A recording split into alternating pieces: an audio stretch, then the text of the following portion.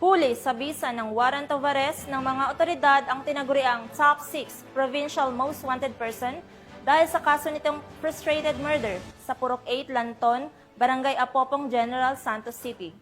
Ang report na ito ay hatid sa inyo ni Kapatrolwoman Brilyn Jean Cabonilas.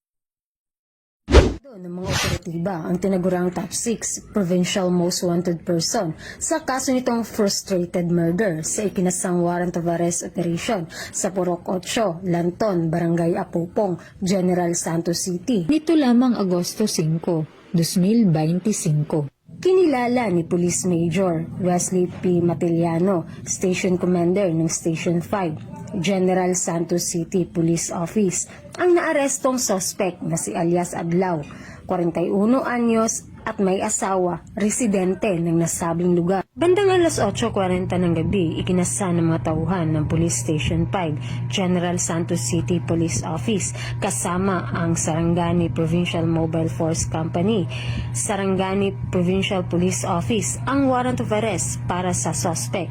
Matagumpay na nadakip ang suspect sa kanyang kasong frustrated murder na may rekomendadong piyansa na 200,000. Kasalukuyang nasa kustodiya na ng Police Station 5, General Santos City Police Office ang naaresto para sa tamang disposisyon.